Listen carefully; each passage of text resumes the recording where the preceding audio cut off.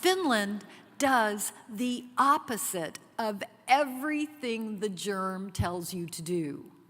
Finland, by the way, is 100% unionized. They looked 30 years ago. This is something that did not happen overnight.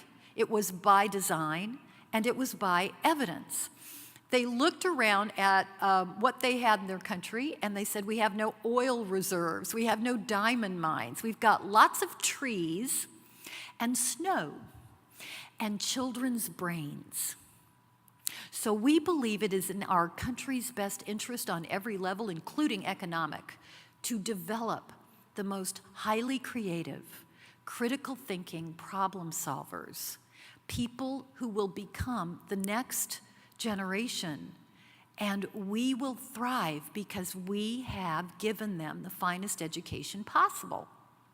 So in Finland, they looked around, and first of all, they said, well, let's get rid of all these standardized tests. They tell us a little bit of information, but it's not worth the time and trouble, and they cost too much. So they got rid of all their standardized tests. They also took a look at other people's school systems, including ours. And they said, in a lot of countries where there's private schools and public schools, it seems like the wealthier people send their kid to private schools, and then they don't care what happens to the public schools. If everybody's in the same system, then we would have all of the parents, including the wealthy, having to take care of the system of everyone's children.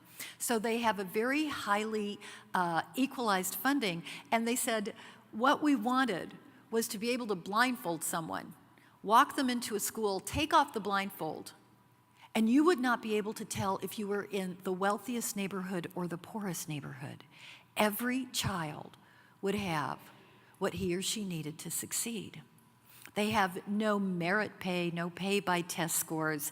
And what they said was, we will develop the most highly qualified professional group of teachers who have the authority to design and to intervene and to plan and to assess and to act in the best way that serves the students in their building.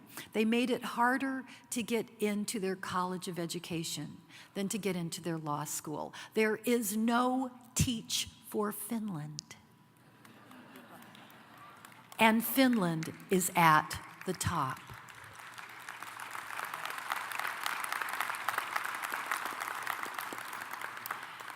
So who wins when you have a system like this? You don't have to follow the money. You can follow the kids.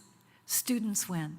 Preschool to graduate school. They get what they need. Parents win, who just want something better for their kids. Communities win, as you have a more educated workforce and you have a more educated citizenry, a society full of people who are critical, creative thinkers. You have caring, competent educators who get to be caring, competent educators who win. The economy wins. People are prepared for those better jobs, and civic engagement wins. You have people prepared to be responsible members of society.